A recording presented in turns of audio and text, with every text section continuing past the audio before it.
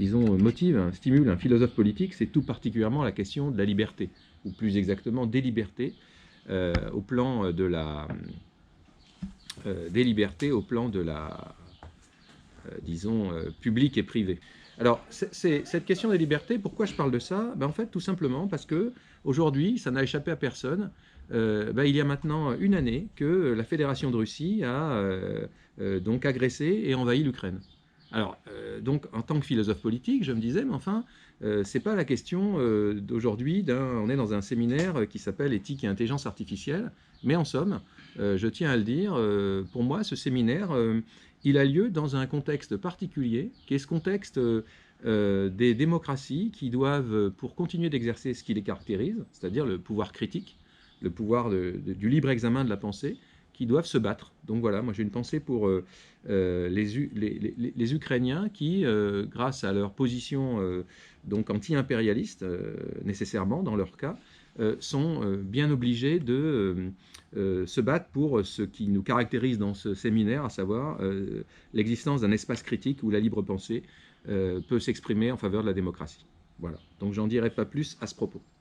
Alors, ravi d'accueillir Eugène, qui est doctorant dans le cadre de la chaire, sous ma direction, et sous celle de son autre père spirituel, plus que moi d'ailleurs en fait, qui est Thomas Berns, philosophe politique éminent de l'Université libre de Bruxelles, hein, et qui, avec Antoinette Rouvroy, que nous allons d'ailleurs bientôt inviter, je vous fais la primeur de la nouvelle, a notamment écrit en 2013 un article sur lequel nous nous appuyons, hein, sur, sur des concepts qui véritablement renouvellent, semble-t-il, la question du pouvoir, à savoir la gouvernementalité algorithmique.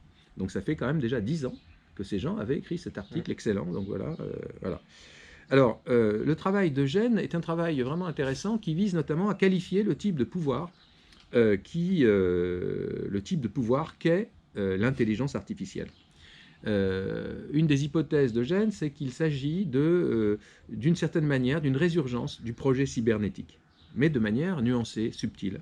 C'est une chose à ne pas prendre de manière univoque.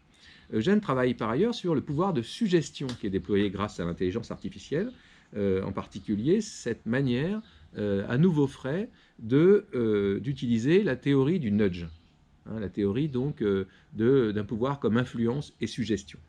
Voilà, donc ça c'est les grandes lignes du travail. J'ajouterais qu'Eugène, faut le souligner, a été et la cheville ouvrière d'une publication pour laquelle nous avons vraiment œuvré, qui est un dossier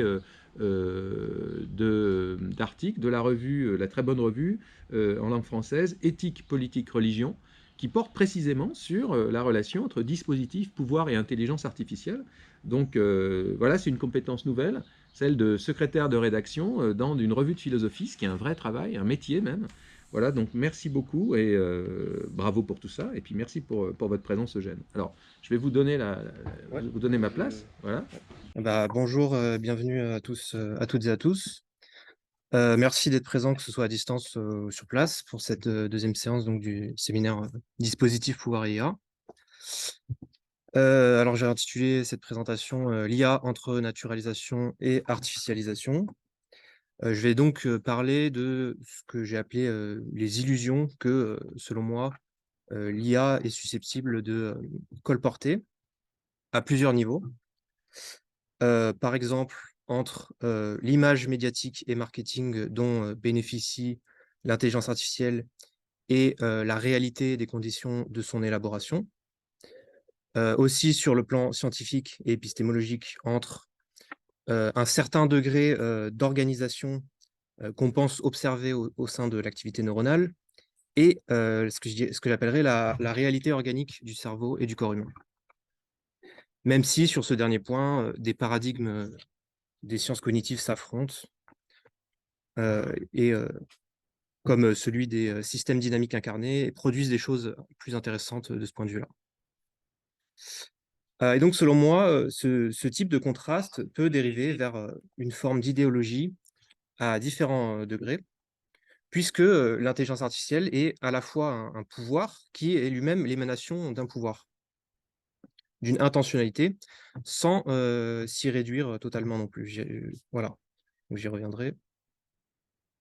Donc une intentionnalité qui, selon moi, est aussi souvent, dissimulée, de sorte qu'on a l'impression que l'intelligence artificielle, fonctionne de façon, totalement autonome, en dehors de tout choix de design ou de main-d'œuvre humaine. Alors donc je mobilise, le terme d'idéologie dans le sens où, l'IA résulte de choix de conception, qui en font, le dépositaire d'une vision du monde qui correspond à une doctrine philosophico-politique. Ce qui ne veut pas dire qu'il n'y a pas, des utilisations, imprévues, surprenantes de l'IA, heu et aussi, disons, des usages surprenants de la part des utilisateurs ou des conséquences à long terme, comme le phénomène de bulle cognitive qui a sans doute, surpris dans un premier temps les ingénieurs. Heu, Plus précisément, j'aimerais montrer avec cette présentation que, selon moi, l'IA est pris en étau entre 2 dynamiques antagonistes. Celle d'abord d'une naturalisation de l'IA, ce que j'appelais une naturalisation de l'IA.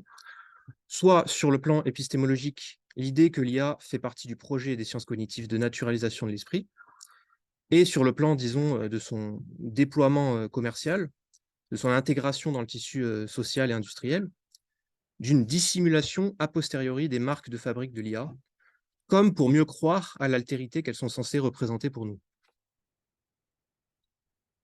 La conception de l'intelligence, sur laquelle se base l'IA, même s'il existe bien sûr des modèles concurrents, des paradigmes qui s'affrontent, risque de ressurgir en retour à la fois sur nos façons, d'expliquer, l'intelligence, c'est aussi le but, mais aussi, sur nos attentes sur ce que devrait être l'intelligence, notamment dans le domaine du travail.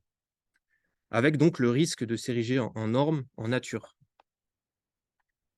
La seconde dynamique que je souhaite décrire et qui est à l'inverse, qui n'est pas portée, cette fois par les plateformes, elle est plutôt portée par, ce qu'on appelle les gig workers ou les travailleurs du clic ou, les syndicats naissants dans ce domaine, qui eux ont tout intérêt à mettre en évidence, l'artifice qu'est, l'IA, les comment dire? À mettre en évidence, les médiations, multiples qui se cachent derrière l'IA, pour ne pas céder au discours de ce que je vais appeler à la fois une fétichisation de l'IA et qui se décline en un essentialisme psychologique, sur le plan, doctrinal. C'est-à-dire une tendance à confiner les problématiques de biais, par exemple, à des réglages internes et techniques ou à un défaut de la cognition humaine par analogie, c'est-à-dire les biais cognitifs, alors que selon moi, ce problème dépasse largement le cadre de la psychologie et de la conception des algorithmes. Alors, ce qui est assez paradoxal pour moi dans le constat actuel sur les réactions que suscitent par exemple des bots conversationnels comme GPT-3, c'est qu'on se retrouve finalement, j'ai l'impression, dans une polarisation d'attitudes qui vont de l'anxiété dystopique à un espèce d'optimisme béat. Alors que l'IA était censée, en tout cas, selon une certaine conception que je qualifierais de dualiste de la rationalité, nous libérer des affres de la représentation et de ce qu'on appelle aujourd'hui les biais. Alors tout cela, s'explique sans doute aussi par le fait que les algorithmes intelligents sont des objets complexes, qui ne s'offrent pas facilement à l'expérience et qui pourtant ont vocation à régir des pans importants de notre société. Donc, selon moi, cela crée un besoin de représentation, de métaphore que que le marketing, que les publicitaires ont vite, saisi. Ils ont vite compris qu'il fallait combler, cette nature complexe, de l'IA, souvent au prix de raccourcis, parfois, grossiers aux allures de science-fiction, et avec, une dominante du robot humanoïde, puisqu'il faut donner corps littéralement à des abstractions. Mais ce contraste, d'apparence anodine, entre le fantasme du robot autonome et la réalité de ce qu'on qualifie, d'IA, qui correspond en fait plutôt à de l'IA faible, a des conséquences. En effet, puisque l'IA, terme qui d'ailleurs ne fait pas consensus auprès des ingénieurs, j'y reviendrai, se retrouve pourtant, propulsée en label marketing qui va nourrir une conception, populaire du machine learning, puis du deep learning, avec toute une aura, de magie. On va conférer des propriétés quasi magiques à des algorithmes intelligents. Et je dirais que l'éblouissement que ça peut produire, en nous, hem, achève d'occulter, toute une dimension laborieuse et humaine que va souligner notamment Antonio Casilli dans ses travaux, sur le Mechanical Turk d'Amazon, on y reviendra. Parce que le Turk mécanique, donc c'est la plateforme d'Amazon de mise en relation par coordination algorithmique entre des catégories d'usagers ou entre usagers et prestataires.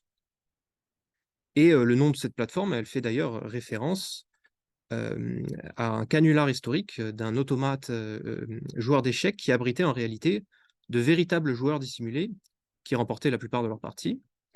Et leurs adversaires, du coup, attribuaient de manière abusive ces victoires à l'intelligence de l'automate. Donc c'est pas un nom anodin, non, là non plus. Alors cette influence de la publicité dans la sphère des perceptions, pour moi, elle s'inscrit en continuité avec toute une tradition épistémologique plutôt dualiste, voire ontologique, hein, puisque cette photo donc, que je présente ici, qui a l'air là aussi innocente, véhicule, selon moi, cette idée d'un point névralgique qui concentrerait le phénomène d'intelligence. Il y a une sorte de sanctuarisation, pour ne pas dire de sacralisation à l'œuvre, qui, à mon avis, est un produit du formalisme et d'une approche top-down qui fait oublier toute l'interaction de l'activité neuronale avec son support, son substrat organique. C'est cette idée qu'il suffit d'extraire une essence immatérielle, ici un schéma organisationnel des réseaux de neurones, pour l'implémenter et le répliquer dans de nombreux supports, et pour répliquer donc ce phénomène d'intelligence en dépit de toute corporéité. C'est en partie le cas pour le paradigme cognitiviste de l'IA, et l'IA symbolique, chez Fodor notamment, puisqu'il voit des modules spécialisés pour chaque type de fonction du cerveau, selon, enfin, en accord avec l'approche fonctionnaliste. En réalité, aujourd'hui, l'IA se réduit pour beaucoup à l'automatisation de tâches précises, à l'exécution ou auto-exécution de fonctionnalités non seulement segmentées, mais idéalisées par rapport à la qualité organique ou incarnée de leur modèle humain. Même si on peut nuancer cette approche avec l'apparition du connexionnisme, puis de la cognition incarnée empruntée à Varela. En cela, pour moi, l'IA n'est pas une imitation de l'intelligence humaine, au sens neurophysique, ni même dans la robotique, ni totalement neurologique, puisque les réseaux de neurones représentent une version simplifiée des opérations logiques de notre cerveau. Pour moi, c'est plutôt une voie alternative qui emprunte certaines caractéristiques idéalisées que l'on suppose appartenir à l'intelligence humaine pour justement excéder son cadre. On ne veut pas justement s'en tenir à ces limitations biologiques qui entraveraient la puissance de calcul. Donc il y a, selon moi, cette tension entre créer un outil qui naîtrait de l'abstraction de fonctions cognitives, qu'on aurait ensuite décuplé, répliqué, et créer ce qu'on appelle une strong AI, une intelligence globale. Mais dans le cas de cette strong AI, on doit alors se confronter à la question de la conscience, à la question des représentations, etc. Donc pour moi, il y a une hésitation au cours du projet d'intelligence artificielle tel qu'il est héritier de la conférence de Dartmouth, entre créer un outil performant du point de vue calculatoire et créer un bon être humain, entre guillemets, au sens normatif du terme, c'est-à-dire qu'il s'intègre dans notre système de valeurs. Ouais, donc depuis tout à l'heure, je parle d'IA mais comme une évidence, mais il serait temps d'en donner quand même une définition. Alors, on peut qualifier l'IA de logiciel ou système basé sur une machine et développé en vue d'un ensemble d'objectifs, de contenus, de prédictions, de recommandations définis par l'homme. Ce sont des technologies de traitement de l'information qui se déclinent en modèles et algorithmes dotés d'une capacité d'apprentissage et d'exécution de tâches cognitives. Ça, c'est la définition, disons, technique. Mais du point de vue des sciences humaines, c'est plus difficile à se saisir de l'IA comme objet. On a vu que c'était déjà difficile du point de vue du sens commun, à cause du manque de représentation, autre que publicitaire. Mais du point de vue des sciences sociales, la caractérisation de l'IA est aussi un véritable défi, selon moi. Je pense qu'on ne peut pas réduire l'IA à une définition purement technique, puisque c'est un dispositif qui est parsemé, en tout cas du point de vue des sciences humaines, c'est un dispositif qui est jonché de médiation humaine. Mais on ne peut pas non plus, je pense, dire que l'IA se contenterait d'être l'instrument ou le simple vecteur d'un discours ou d'une intentionnalité de la part de concepteurs ou de plateformes. Donc j'ai l'impression qu'un espèce de juste milieu dans les sciences humaines C'est par défaut une sorte d'usage métonymique pour désigner un ensemble sociotechnique qui regrouperait à la fois les réseaux informatiques dans lesquels s'insèrent ces algorithmes, les personnes qui conçoivent ou exploitent les données, les institutions ou entreprises qui fournissent ces services et font autorité pour la production de connaissances à la matière. Et sur ce dernier point, justement, comme je le souligne, la norme juridique du côté de l'OCDE et maintenant de la Commission européenne semble être de distinguer l'IA comme un système plutôt qu'un objet isolé, ce qui permet d'encadrer disons, un périmètre de mécanismes et de composants de médiation qui participent à l'activité de l'IA pour éviter justement toute forme de réduction, toute forme d'essentialisation. Donc je vais présenter succinctement l'ordre de la présentation. Alors, grand 1, donc le projet d'intelligence artificielle et l'émergence des sciences cognitives, UNCO, hein, entreprise de naturalisation de l'esprit. Alors, j'entends par là l'idée à la fois du point de vue du programme scientifique d'intelligence artificielle tel qu'il a été développé dans la lignée de la conférence de 56 de Dartmouth, de façon congruente avec l'émergence des sciences cognitives et des neurosciences, d'une entreprise de naturalisation de l'esprit. Avec, on l'a vu, un risque du point de vue de l'approche symbolique de l'IA, qui n'est plus hégémonique aujourd'hui, d'abstraire un niveau de formalisme logique que l'on croirait déceler dans l'activité neuronale, en dehors de toute contrainte biologique. Et en même temps, du point de vue d'une approche connexionniste, on a un autre risque, selon moi, ce serait de réduire le caractère social et interactionnel de l'intelligence à la seule activité neuronale, aussi puissante et complexe soit-elle. C'est voilà, les théories émergentistes. J'y reviendrai.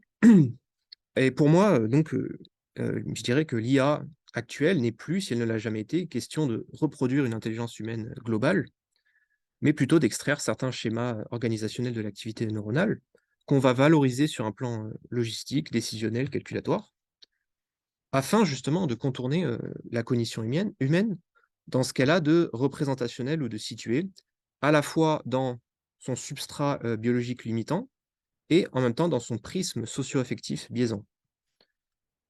Ou en tout cas, on va dire, d'un point de vue industriel, ce sont des choses qui sont valorisées.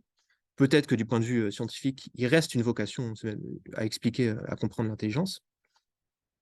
Alors, dans un second temps, je vais m'attarder sur le point de vue plus des travailleurs et des utilisateurs, en émettant l'hypothèse que cette essentialisation de l'IA, elle se décline cette fois en un fétichisme, une fétichisation au sens marxiste du terme, ou plus précisément d'une réification telle que j'emprunte le concept à Lucas, c'est-à-dire d'une aliénation de l'activité humaine, d'une soustraction de l'homme face au travail d'où il résulte que, je cite, le pouvoir de la personne s'est transformé en pouvoir de chose. Alors il y a d'abord un intérêt publicitaire évident à ne pas trop communiquer, à ne pas trop faire la publicité de l'idée qu'un chatbot comme GPT-3 a été optimisé par des travailleurs du clic kényans, sous-payés, mais je pense qu'il existe une dimension plus profonde à cela dans la notion de réification et qui est l'idée d'objectiver une abstraction réelle. C'est-à-dire, chez Marx, des abstractions réelles, ce sont des abstractions qui ont un pouvoir sur nous. Il dit qu'on est gouverné par des abstractions.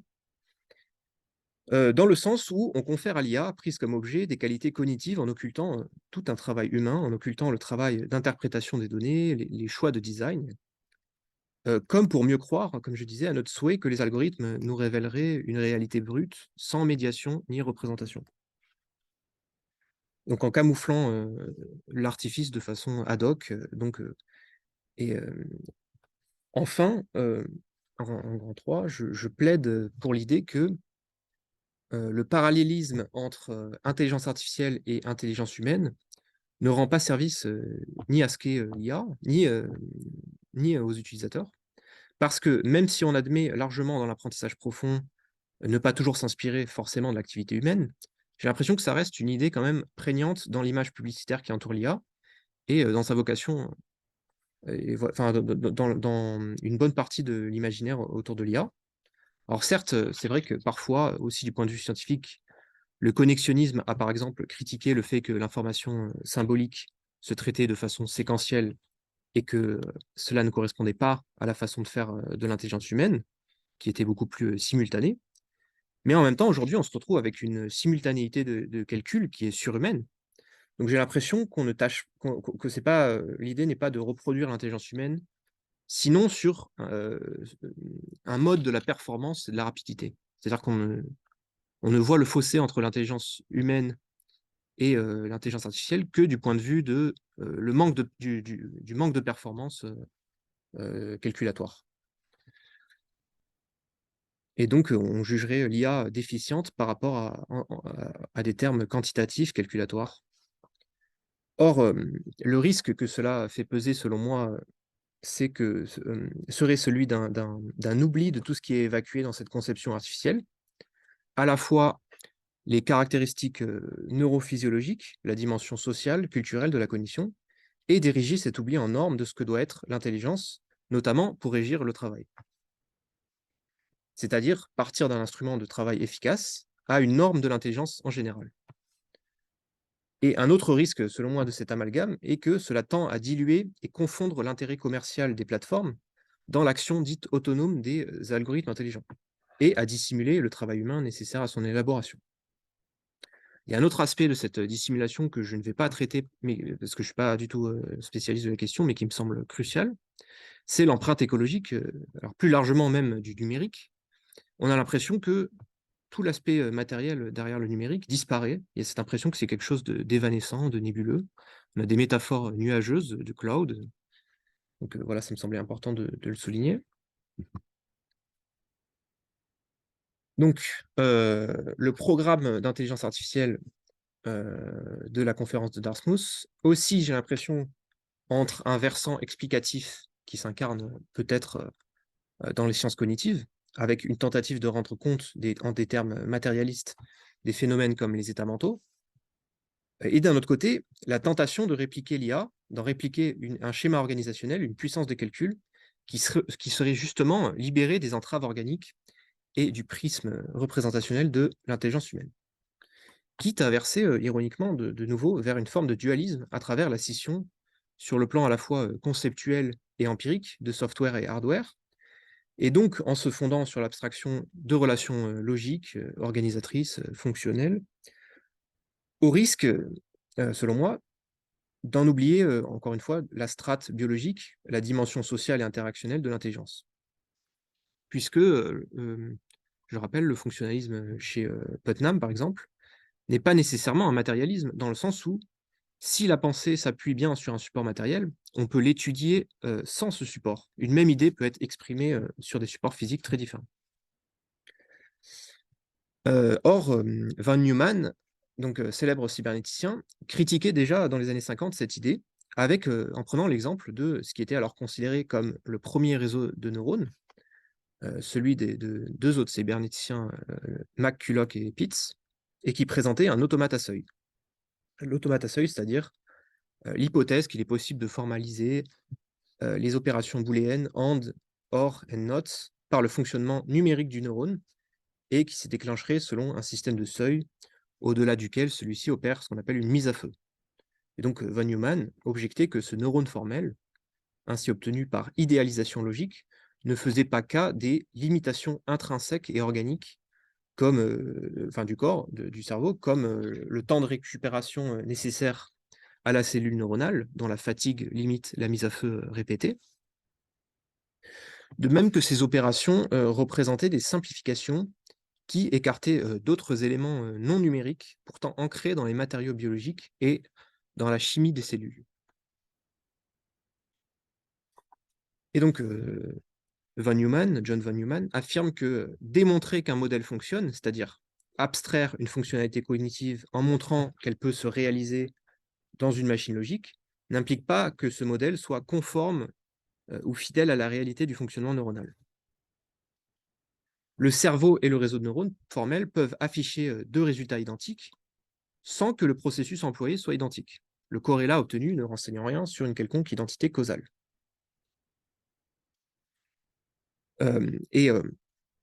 Cette focalisation sur la seule partie visible ou intelligible de l'action du neurone, la mise à feu, ne représente, selon von Neumann, qu'une partie d'un comportement aux ramifications complexes. Il s'agit, pour ainsi dire, que d'une focalisation sur la partie software émergée, sans savoir ce qui se joue dans l'agencement du support physique qui détermine pourtant cette mise à feu. Donc le signal ou le symbole qui apparaît au-delà d'un certain seuil est pris pour la règle a priori, alors qu'elle n'est qu'un résultat lacunaire, temporaire, qui n'existe pas en soi.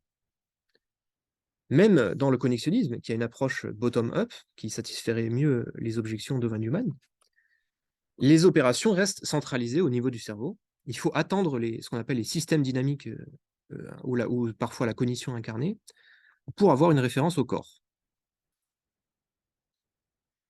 Et même au-delà je dirais, de cette dimension corporelle, il faut aussi penser l'interaction avec l'environnement externe, sans réduire la dimension symbolique ou culturelle ou sociale.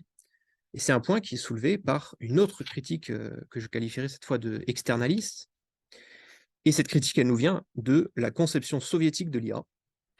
Alors donc sous évidemment l'influence du matérialisme dialectique. Et donc selon la chercheuse franco-russe Ksenia Armochina, la doctrine soviétique en la matière aurait décelé dans le programme, ce qu'ils appelleraient le programme occidental de l'IA, une ontologie de l'individualisme méthodologique suivant un modèle de l'agent décisionnel, alors que les soviétiques mettaient pour leur part l'accent sur une dimension davantage sociale et holistique de l'intelligence. Et selon eux, donc, selon la doctrine soviétique, l'IA ne saurait être un agent autonome, ni une entité capable de penser par elle-même, pour au moins deux raisons. Premièrement, du fait que les IA ne se montreraient jamais capables de produire de nouveaux concepts, mais seulement des patterns, distinguant l'acte créatif du simple calcul. Puis pour la raison que l'intelligence humaine s'observerait comme l'expression d'une nature sociale de l'homme, non engendrée en dernier lieu ni par des interactions physico-chimiques, ni seulement des inférences logiques. Alors tout ceci étant posé, on pourrait objecter que l'efficacité décuplée des IA dans la dernière décennie, qui est celle du deep learning, vient justement du fait qu'elle n'imite pas, ou plus totalement, le raisonnement humain, et donc c'est un faux débat. On pourrait même supposer que le réseau de neurones formels, et dès son apparition avec McCulloch et Pitts, correspondait surtout à une volonté d'abstraire une fonction d'un réseau neuronal qui était possible de modéliser puis d'implémenter, justement pour contourner les limites organiques de la cognition humaine. Même s'il existe, selon moi, toujours une volonté de compréhension du fonctionnement humain et du mystère de la conscience. Mais disons que le succès réel de l'IA a été l'automatisation de certaines fonctionnalités qui sont aujourd'hui exécutées de façon justement plus performante pour une tâche précise que chez l'humain. Cependant, il me semble que la question de l'analogie humain-machine n'est pas évacuée pour autant. D'abord parce que, je le disais, on reste dominé, selon moi, par une conception marketing de strong AI, et surtout parce qu'il reste une ambiguïté majeure quant au déploiement croissant de l'IA dans notre société, qui est l'attente paradoxale qu'on place dans ces IA. En effet, nous les considérons à la fois comme le moyen de s'extraire d'une condition de limitation cognitive humaine, tout en exigeant à la fois que la machine fasse preuve d'humanité, puisqu'on redoute son intrusion dans les domaines humains que sont par exemple la justice. Il y a ce besoin de reconstituer au sein de l'activité algorithmique un point de référence à la nature humaine. D'où l'inflation actuelle, par exemple, sur la problématique des biais racistes ou des propos controversés de la part de bots conversationnels. On exige donc des algorithmes à la fois qu'ils court-circuitent les représentations de l'être humain, tout en s'intégrant en même temps dans son environnement affectif et symbolique.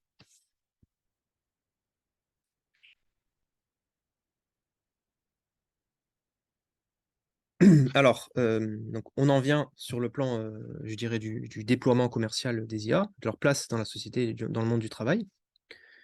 Puisque si les sciences cognitives portent sur le plan théorique et explicatif le projet de naturalisation de l'esprit, l'IA fait passer ce modèle sur un mode affirmatif, dans le sens où son déploiement dans le monde du travail risque d'ériger, je le disais, en valeur cardinale des pans réducteurs de l'activité cognitive humaine.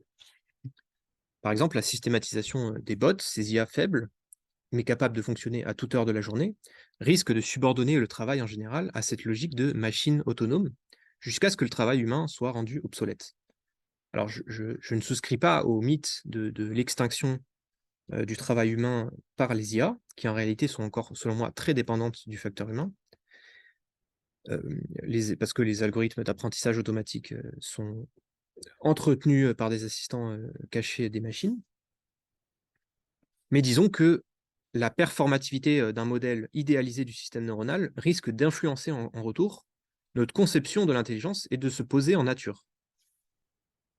Ce pouvoir de naturalisation, de légitimation, qui consiste à faire disparaître le plus possible les conditions de production et d'émergence de l'IA pour en faire un objet autonome, écarte toute forme de transcendance. Or, le phénomène dit de biais algorithmique révèle un développement de l'intelligence artificielle criblé de médiation, où l'erreur peut intervenir à bien des étapes de la conception. De la collecte de données à leur étalonnage, au filtrage, à l'interprétation de données, au choix et à la conception de la technique algorithmique qui va être employée, ainsi qu'à l'interprétation de ces résultats et autant de processus éminemment humains. On peut penser, bon, encore une fois, hein, c'est l'exemple en vogue, à ChatGPT-3, qui par le passé a pu démontrer une propension à véhiculer des propos violents, racistes, sexistes, et dont la base de données a dû subir ce qu'on appelle un nettoyage, faisant appel à des prestataires et modérateurs kenyans, qui ont eu la lourde tâche, du coup, d'éduquer l'IA conversationnelle, comme l'a révélé un article du Times.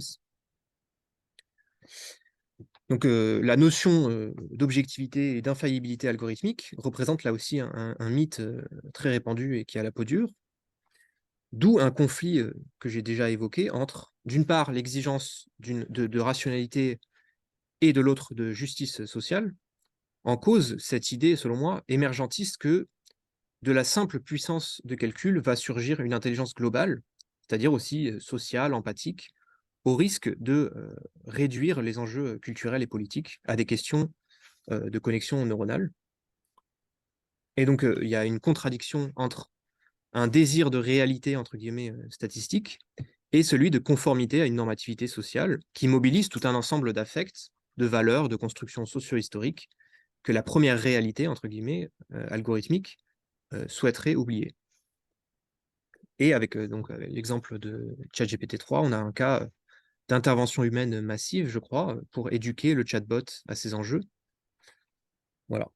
Donc, on voit bien que même si on souhaiterait évacuer le facteur humain, son rôle pour éduquer, entretenir ou même concevoir tout simplement les IA demeure central. Le simple débat, je pense, autour des biais algorithmiques dépasse largement le cadre technique des algorithmes parce que ça soulève des enjeux en termes de choix de conception, de base de données, qui s'évaluent à l'aune de normes socialement construites que la seule interprétation naturaliste des biais cognitifs risquerait d'occulter. Cette problématique, donc, ne dépend pas que d'un arrangement technique ou ni cognitif, mais de ce que des données d'entraînement reflètent sur le plan des représentations humaines et sociales, sur un état des représentations sociales, celle-là même qu'on cherche à nier. Or, comme l'a montré bien déjà Casili, la partie humaine du travail robotique est essentielle, qu'elle va de l'annotation de vidéos, au tri de tweets, de produits, d'adresses en fonction de leur pertinence, à la retranscription de documents scannés, à la réponse à des questionnaires en ligne assurés autant par des travailleurs précaires des pays industrialisés que des travailleurs pauvres dans les pays en développement, ce que Casili et Cardon appellent un digital labor. Et cet effort de human-based computation peut aussi s'apparenter à la constitution d'une playlist de rock, à la retranscription de contenu d'un ticket de caisse à partir d'une photo, à la recherche d'une photo d'un acteur célèbre inspirant une émotion particulière, le tri d'archives sonores ou encore l'annotation d'images destinées à la reconnaissance visuelle des formes. En réalité, loin d'être des tâches cognitives hautement qualifiées, c'est la partie la plus mécanique et rébarbative du travail qui requiert le plus de travail humain, alors que l'IA était souvent promue comme pour le fait qu'elle allait nous libérer justement des tâches les moins nobles du travail. Donc on voit une espèce d'inversion ici. Et je dirais, donc je dirais que le phénomène de réification de l'IA dont j'ai parlé précédemment objective une abstraction et en cela aliène les tâcherons, les micro-tâcherons, du fruit de leur travail. Cette activité humaine, elle est réifiée comme caractéristique cognitive intrinsèque et naturelle à l'intelligence artificielle, désormais objet rendu autonome, et aussi comme abstraction d'un travail humain qu'on va attribuer à une caractéristique de la machine a posteriori. Ainsi, pour reprendre les termes de l'analyse de Lucas, une partie de l'activité humaine se voit soumise, je cite, soumise à l'objectivité étrangère aux hommes des lois sociales naturelles. ChatGPT-3, encore une fois, et à travers ce bot, une fondation comme OpenAI, récolte les fruits de tâches hautement cognitives, tandis que des travailleurs dissimulés se mettent à son service. L'IA se retrouve donc en tension entre deux récits antagonistes, celui d'un reniement des dynamiques sous-jacentes à l'élaboration et au déploiement de l'IA de la part des plateformes, et celui d'une mise en évidence, au contraire, de ces mêmes rouages pour les gig workers. S'engagent alors des luttes de visibilisation et d'invisibilisation de ces enjeux. Invisibilisation dans le sens de Yves Jeanneret, c'est-à-dire l'invisibilisation par l'usage quotidien de ce qui ne se discute plus. Ainsi, nous dit-elle, cette institution du visible est elle-même rendue invisible par son apparente évidence naturelle. Alors que, dit-elle, l'oubli des médiations et des pouvoirs, loin de faire effectivement disparaître ces derniers, conduit immanquablement à les renforcer, en leur permettant d'agir dans l'invisibilité. Donc, les IA donnent cette impression de fonctionner comme par magie, sans qu'on sache forcément que des personnes effectuent un travail silencieux d'optimisation en arrière-plan, celui de nettoyage, par exemple, nettoyage manuel de modération de contenu indésirable sur les réseaux sociaux. Or, cette emphase publicitaire sur le caractère présupposé immatériel de l'IA repose sur la même illusion que dénonçait von Neumann, celle de la mise à feu du neurone comme momentum abstrait des conditions organiques discrètes qui précèdent cette action, confondant le résultat avec la cause. Ici, ce sont les grandes avancées brandies par les plateformes à propos de leurs IA qui masquent le labeur de centaines de milliers de travailleurs en action.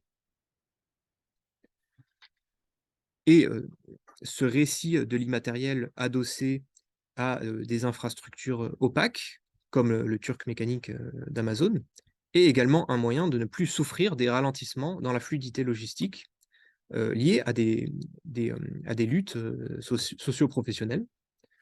Et donc je dirais que le tournant logistique et informationnel induit par le tournant numérique n'en implique pas moins des produits matériels, des biens et des ressources, mais cette logistique emprunte des voies qui se dérobent souvent à la perception et à la représentation. Ainsi, les infrastructures logistiques d'entreprises comme Amazon, Google ou Uber, pardon, sont conçues pour fonctionner sans friction jusqu'à devenir imperceptibles, assez fluides pour échapper à toute résistance ou à tout examen public. Ça implique notamment un processus débarrassé des problèmes que, donc je disais, les travailleurs indisciplinés ont régulièrement causés à l'économie par des grèves, des révoltes et d'autres formes de désobéissance. C'est pour cela que j'ai parlé d'enjeux de visibilisation pour les travailleurs du clic et les gig workers, ou les syndicats qui naissent dans ces métiers ubérisés, puisqu'ils tentent de s'organiser pour mettre en évidence justement les médiations et les processus qui sont à l'œuvre derrière les IA. Tandis que les plateformes auront plutôt faire jouer l'argument de la boîte noire, de l'opacité, du secret industriel, en profitant de la complexité des algorithmes pour justifier une sorte de quasi-autonomie et en même temps de transfert de responsabilité. Pourtant, les concepteurs d'algorithmes, semi ou non supervisés, déterminent quand même, il me semble, des orientations selon lesquelles l'algorithme est censé apprendre à apprendre. Alors, un exemple de cette autonomisation, de cette déférence de responsabilité, c'est la façon dont les chauffeurs VTC sont gouvernés indirectement par voie de smartphone. Uber dispose de divers instruments, des alertes, des modes de calcul, en se contentant en fait de définir des lignes de conduite, à la fois adressées aux clients et aux employés, sans que cette architecture algorithmique nécessite pour sa mise en place le moindre ordre ou instruction explicite.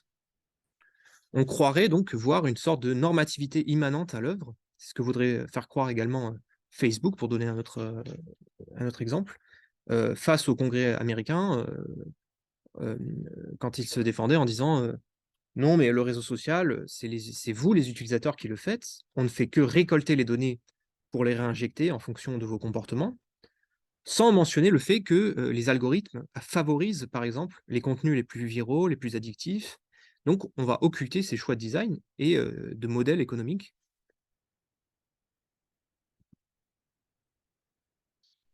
Alors, je dirais que ce réel, entre guillemets, des données traitées par les algorithmes intelligents, et aussi l'exigence d'une standardisation ou d'une neutralité de format, au sens d'une neutralisation, d'un nettoyage de la donnée, d'éléments parasitaires, entre guillemets, qui témoignerait d'une trace humaine et donc biaisée. Bruno Bachimon, à ce titre, a fait remarquer que la donnée, au contraire de la trace, qui, elle, est le résidu présent d'un passé révolu, est déjà formatée lorsqu'elle s'offre à nous. Une donnée n'est pas résiduelle, mais un réel imposé, dont nous héritons. Elle est rendue amnésique et ne présente aucune trace de processus génétique, selon Bruno Bachimon. Elle institue donc un réel présent. Les données sont décontextualisées pour se rendre manipulables, pour favoriser une interopérabilité et circuler à la vitesse marchande. La donnée est pensée pour le calcul, pour s'insérer au sein d'un algorithme et répondre à l'équation étant donné X, voilà Y, mais ne se soucie pas de ce qui était avant, ce qui sera après. Elle est décontextualisée. Et en fait, son résultat est intemporel pour la raison que le calcul de l'algorithme doit pouvoir fonctionner à Belfast ou à Paris, sur Android ou sur OS.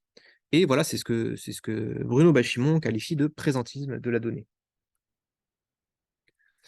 Alors, un des effets les plus évidents que porte en germe ce risque de naturalisation de phénomènes obtenus par corrélation, c'est l'objectivation d'un prisme algorithmique qui est en réalité parsemé de médiation et n'est donc jamais totalement objectif. Il risque pourtant d'entériner la contingence de relations socioculturelles fictivement considérées comme immuables, car affranchies de toute genèse. On pense aux algorithmes de prédiction déployés par la police dans des quartiers défavorisés qui pourront faire passer des corrélations pour des liens de causalité. Et c'est d'ailleurs une des critiques qui a été adressée au connexionnisme par les tenants de l'approche de la cognition incarnée, pour qui le monde n'est pas quelque chose d'extérieur ni de prédonné qu'on se représenterait intérieurement, mais bien plutôt, c'est le monde d'un organisme qui est mis de l'avant ou énacté par le couplage de cet organisme avec son environnement. Le monde et l'organisme se codéterminent mutuellement l'un l'autre.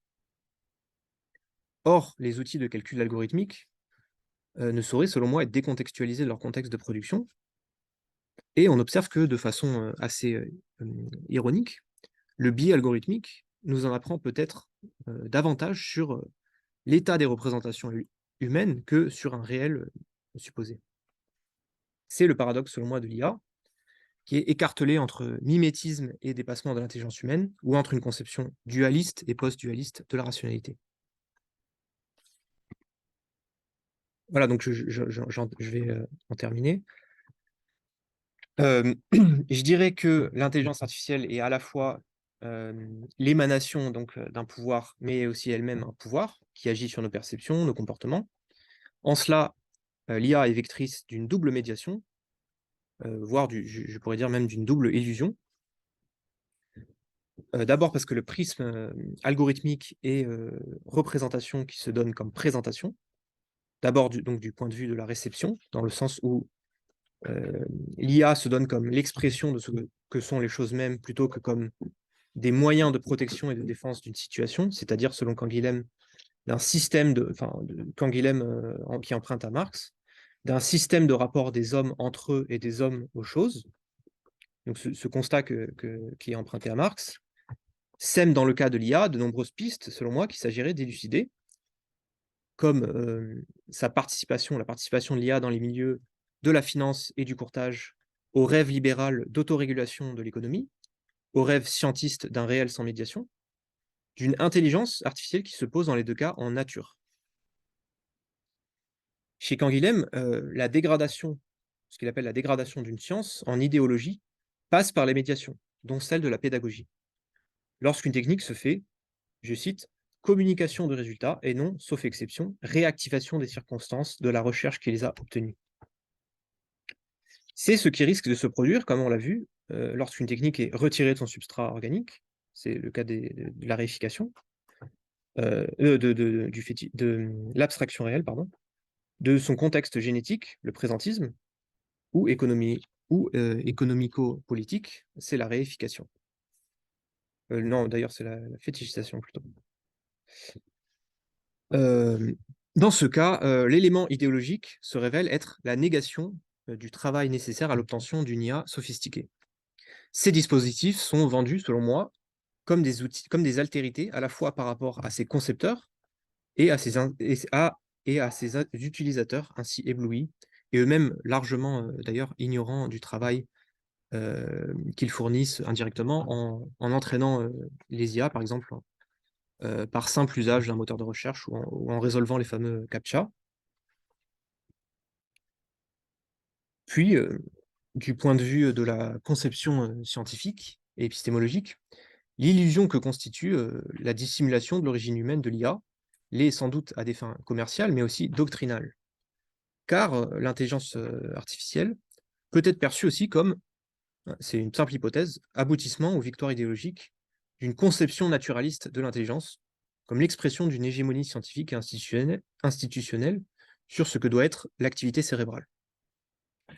Nous pouvons constater, si on suit Canguilhem, une dégradation au cours de l'histoire de ce programme d'IA de la conférence de Dartmouth, qui part d'une démarche explicative à une démarche d'imitation d'un modèle, qui ne sont pas d'ailleurs absolument contradictoires, et donc d'une dégradation du réel, pourtant érigé lui-même en réel, voire en concurrent de notre réalité.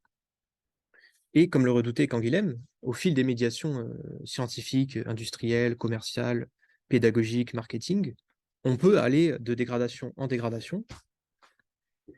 Et finalement, comme on l'a vu avec le précédent soviétique, l'IA soviétique, on pourra aller plus loin en faisant l'hypothèse que l'IA, dans sa conception nord-américaine ou occidentale, serait une sorte d'ambassadeur d'une approche quantitative plutôt que, disons, romantique de l'intelligence humaine. Alors, c'est une simple hypothèse.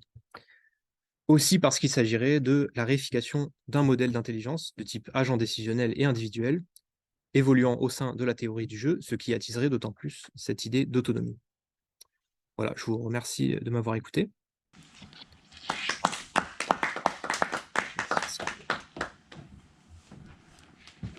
Merci beaucoup, Eugène. Nous allons maintenant passer à la partie, disons, des questions. Moi, je ferai remarquer juste que, en fait de philosophie politique, on a affaire, avec votre travail, ça va, Sadiq? C'est bon. À plutôt une philosophie, disons, sociale. Et cette philosophie sociale, ce que j'apprécie particulièrement, c'est qu'elle installe la construction et le développement de l'IA à travers la société, comme finalement dans le cadre d'un ensemble de rapports de force. Alors, ça n'est que trop évident, en fait, quand on a cet œil-là, mais ça ne l'est pas du tout, précisément, quand on travaille à l'intérieur du système technique. Et d'ailleurs, regardez bien, parmi nous, il n'y a pas, ici, d'ingénieurs informaticiens. Donc après, on en a déjà discuté, la difficulté, c'est de qualifier ce qui se passe entre illusion transcendantale, c'est-à-dire constitutive de ce cadre-là, de ce système technique, et idéologie. Mais comment entendre ce terme? S'agit-il en effet d'une intention de détourner les personnes de l'effectivité des rapports de force au profit d'une réalité illusoirement reconstituée? Ou s'agit-il de processus plus subtils, comme le montre Canguilhem, liés à la manière dont finalement une science se transforme en quelque chose qui va donner des orientations de réalité, au-delà même de ce qu'une science peut faire? Voilà. Donc ça, j'ai particulièrement apprécié la manière dont, à partir de quelque chose qu'on identifie bien, c'est-à-dire une philosophie plutôt sociale que politique, il s'agit après de comprendre exactement ce qui se passe dans le monde réel. Hein, on est précipité dans le monde réel, entre rapport humain effectif et dénié, et aussi bien système technique qui, de par sa nature même, est complètement original. Ouais. C'est-à-dire, on n'est pas dans une domination aussi simple à comprendre Non, ouais, que ce qui a pu être le cas dans d'autres phases du capitalisme. Voilà. Et tout ça n'est pas très grave, sauf que l'épaisseur de l'illusion ça pourrait sembler pas grave, mais en fait, l'épaisseur de l'illusion est telle que le phénomène est d'ampleur. Ouais, Donc, vous êtes un peu comme un prophète qui prêche dans le désert, de ce fait. c'est Voilà, vrai. et l'effort va devoir être considérable. Mais je pense que par rapport à ce qu'on pourrait, redouter, qui est, le fait que bon, bah, un marxisme primaire, à mon avis, comprendrait pas ce qui se passe. Non, ouais, c'est pas Voilà. suffisant. Vous rentrez dans mettre les mains dans, Mmh. la compréhension du système technique, ce que vous faites. Voilà. Donc voilà, bon, moi, j'ai d'autres points de détail, mais je vais donner la parole, aux participants plutôt.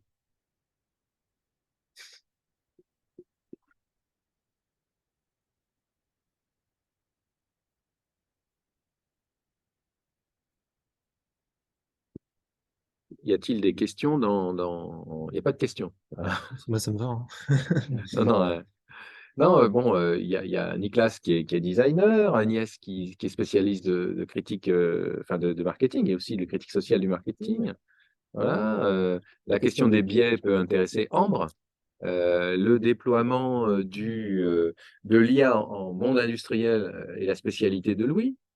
Voilà, enfin, vas-y Louis. Oui, oui, bah, je sais pas où c'est mieux pour parler. C'est là. Ouais.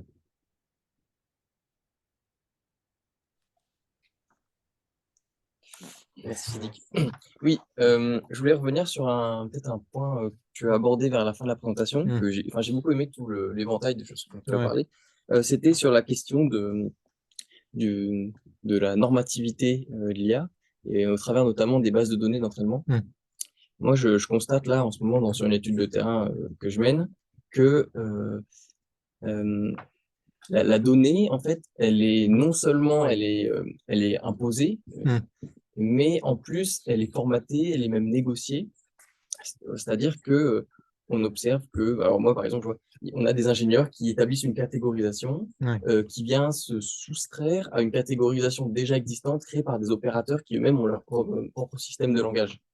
OK. Et je vois comme en fait, par le déploiement de l'objet technique, mais qui est lui-même le résultat en fait comment dire, de vouloir d'augmentation de la productivité et Mmh. donc d'accélération des processus et donc l'automatisation Ouais. de ces processus-là. Donc on va implémenter un nouveau système et ce système-là, eh ben, il est implémenté aussi un peu à la hâte par justement donc un nouveau système de langage qui vient qui vient un peu en confrontation avec ce qui existe déjà.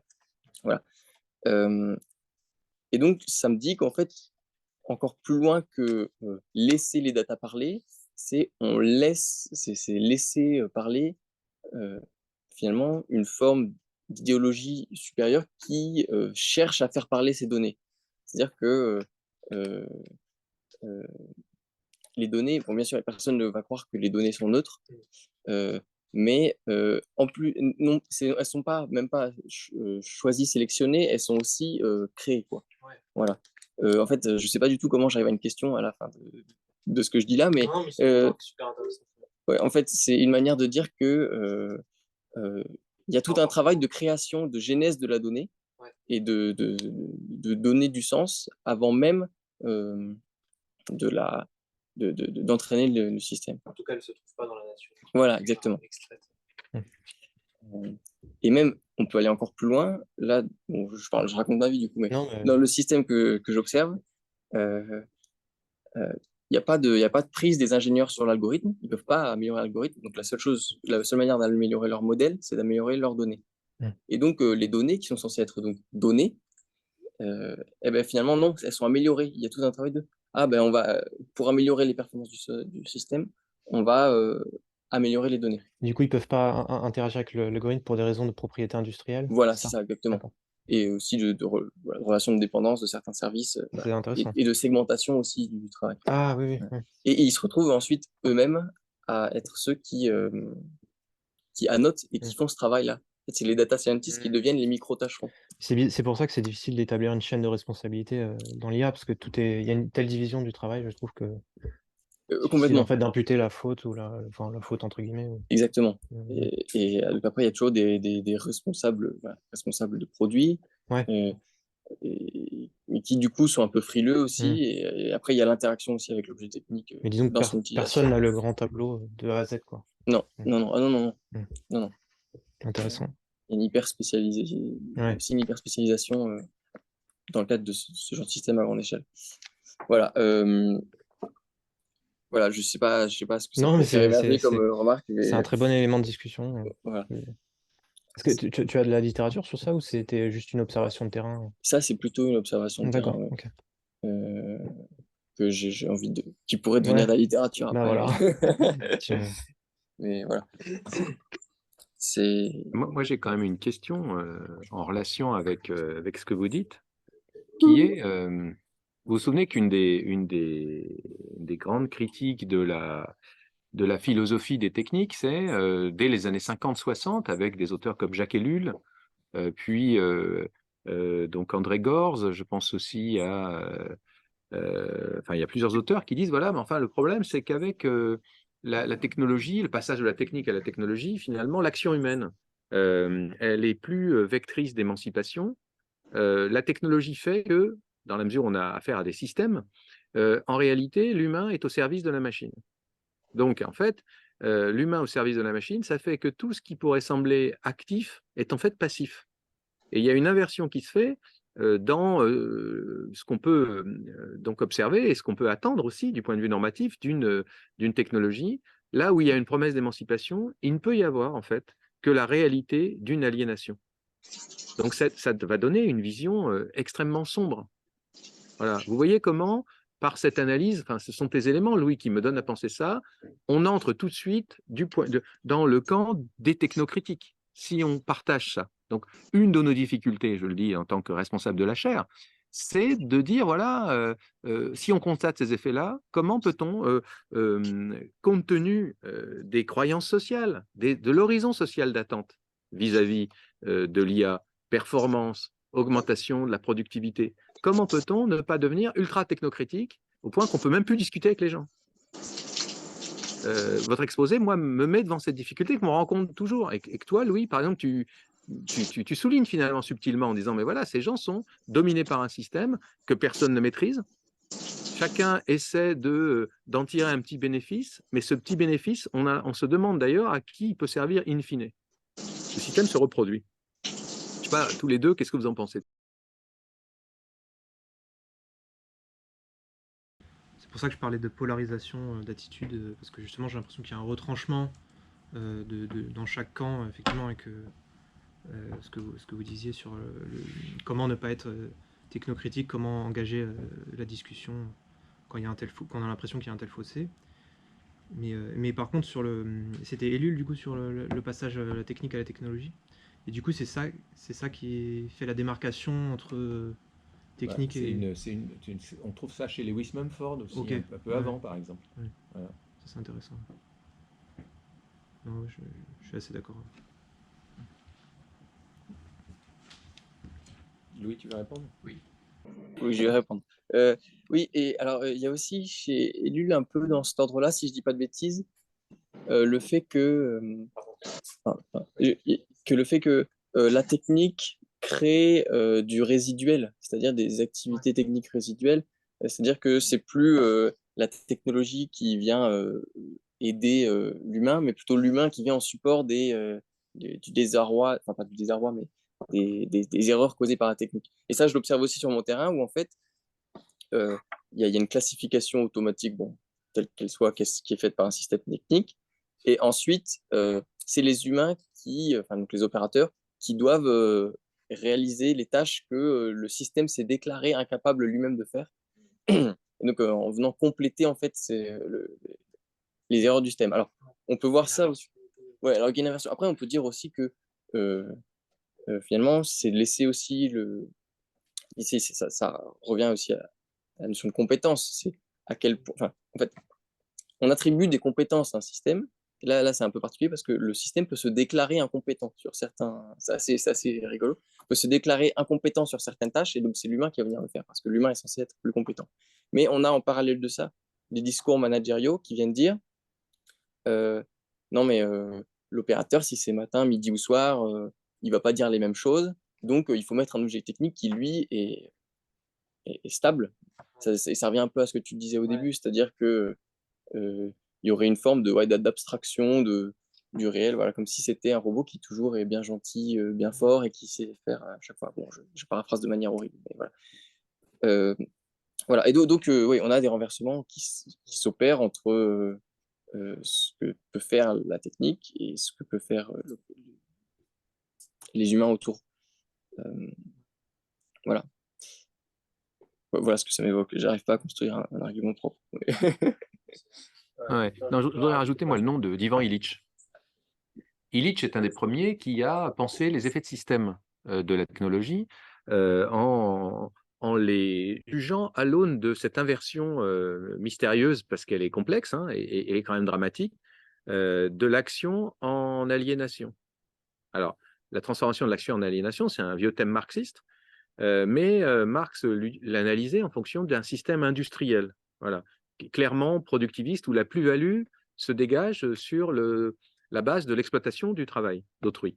Euh, L'intérêt d'Illich, qui peut sembler un penseur, disons, plus lointain ou moins puissant, c'est qu'en fait, il a introduit la catégorie qui nous est familière aujourd'hui, celle d'usager, en montrant que c'est l'appropriation, par exemple, de l'automobile ou par exemple du médicament, puisqu'il critique beaucoup la technomédecine ou du dispositif technologique de la médecine, par des usagers qui en ont besoin et qui ont l'impression qu'ils sont fortifiés, que l'humain inverse son action émancipatrice en aliénation du fait que c'est le système qui est autonome, pas l'humain.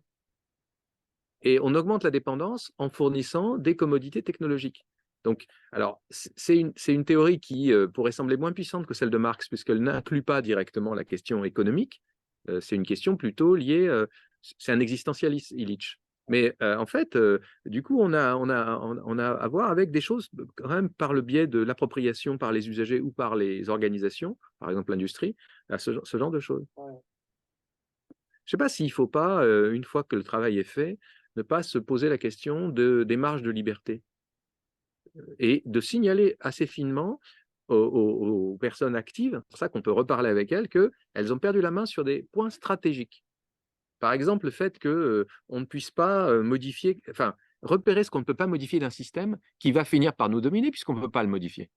Ça, à mon avis, c'est un enjeu majeur. Par exemple, pour moi, en tant que philosophe tourné vers l'action, inspiré par Machiavel, donc jamais une position de surplomb, mais quand on rencontre, par exemple, un syndicat, un ensemble représentatif de catégories dominées, leur dire, attendez, soyez vigilants à cet espace-là. Il y a un espace, il y a une chose qui ne se fait plus alors qu'elle devrait se faire.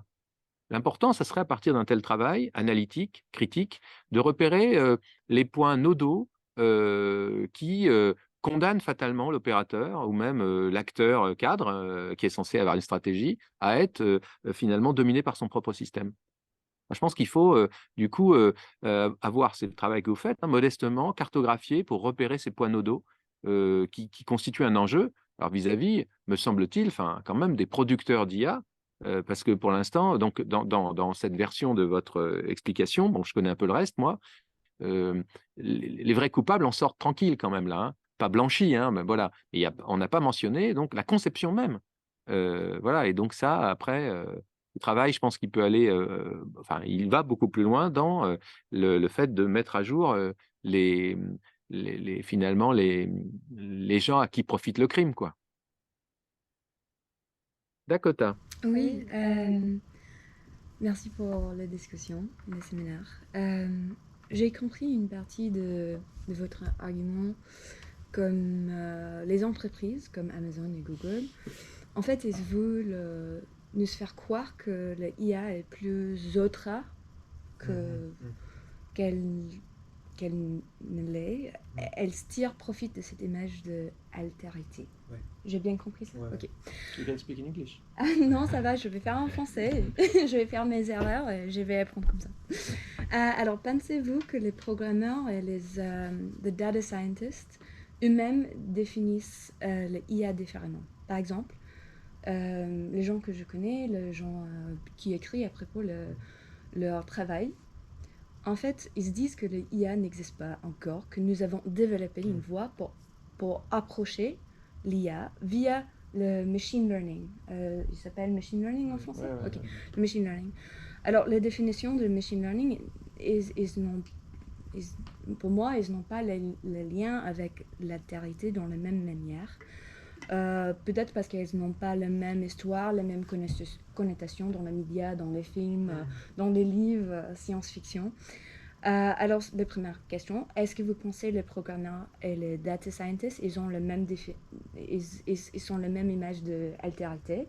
Et la deuxième question, c'est si on utilise plutôt le mot machine learning, est-ce que tu penses que ça peut peut-être changer notre image parce de intelligence artificielle? Parce que en fait, la notion de IA, il y a un peu une media circus autour de ça. Et pour moi, par exemple, je sais, il y a beaucoup de gens qui travaillent dedans, ils n'utilisent jamais le mot, et ils parlent toujours de machine learning. On n'est pas vraiment IA. Et je pense qu'il y a vraiment une tension entre les notions de travailler avec machine learning, travailler pour, par exemple, NVIDIA ou même être un programmeur, une data scientist pour une grande entreprise. Leur notion de qu'est-ce qu'on a, c'est vraiment différente que les notions populaires. Et même dans les humanities, je pense, dans les sciences sociales, on parle totalement différemment. Comme il existe une chose qui est consciente, qui n'existe pas. Ouais, mais je pense qu'il faut quand même. La difficulté, c'est qu'il faut. Ah oui. La difficulté, c'est quand même, je pense que le terme de machine learning, ça ne décrit qu'un pan ingénierial du processus, enfin la méthode d'apprentissage, mais il faut quand même englober, j'ai l'impression, tout le système, les médiations qui sont en jeu. Et du coup, oui, l'IA est probablement un mauvais terme, mais il faut quand même, je pense, qualifier. Je pense que la décision juridique de l'UE, par exemple, de qualifier l'IA de système, est déjà un pas en avant pour éviter. La commission, ouais, l'OCDE et ensuite la commission. Et ça, je pense que, je sais pas, enfin, je pense que c'est déjà un bon point. Après, pour ce qui est des concepteurs, je sais pas. Je pense que oui, ils ont quand même un aperçu différent hein, par rapport au sens commun ou à notre imaginaire. Après, comme disait Louis, ils n'ont pas non plus tout le processus en main. Mais je pense que s'il y a des phénomènes de sous-traitance, d'externalisation, ils sont au courant, donc ils savent qu'est-ce qui est possible de réaliser sur les IA, qu'est-ce qui est déficient. Donc oui, je pense qu'ils en sont conscients. Je pense que ceux qui mettent en avant cette idée d'IA, c'est surtout les plateformes et les départements marketing. Enfin, Alors, vous pensez que IA, le concept même, a devenu un concept un peu de capitalisme pour vendre des produits, pour avoir plus d'autonomie, pour faire du business? Oui, peut-être pas originellement, mais je sais que déjà sur le plan scientifique, il y a quand même c'est un propos c'est un terme controversé, il me semble. Donc je pense que oui, ça a dû dériver à partir il y avait peut-être une définition plus stricte du point de vue du programme scientifique à ses débuts, et qui ensuite j'ai l'impression que ça englobe un tel champ de recherche que ça ne veut plus dire grand-chose, j'ai l'impression. À part, si ce n'est donner une valeur marchande. Peut-être que j'exagère hein, là, mais j'ai l'impression qu'il y a quelque chose de cet ordre-là. Je sais pas. Pourquoi exagéreriez-vous? En quoi y aurait-il exagération? Parce que je sais pas si c'est uniquement un label marketing aujourd'hui. Je pense qu'il y a peut-être un peu de rigueur scientifique encore, mais Dans le fait de dire oui, d'utiliser IA, je sais pas. c'est dit, quoi. Moi, je pense que c'est juste un transfert de l'anglais, tout simplement, d'intelligence. Le terme intelligence en anglais n'est pas le même au sens. Il est plus réducteur en fait en anglais. D'ailleurs, on a abordé la question plusieurs fois, je pense.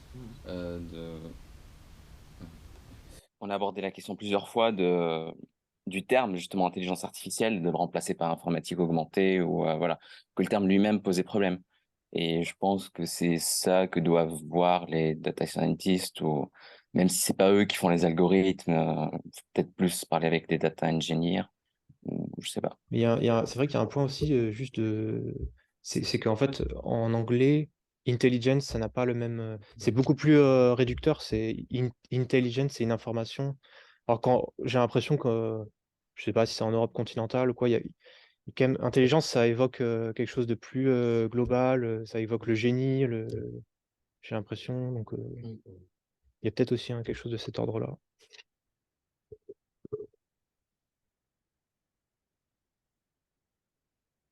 Bah, en même temps, ce qui est, disons, à la fois embarrassant, troublant, et il est important de préciser, c'est que une partie de la critique, en effet, comme le dit subtilement Dakota, est émoussée du fait que l'intelligence artificielle n'est pas un terme enfin, si important que ça. Comme tu le dis, c'est dit aussi, c'est un terme finalement grand public.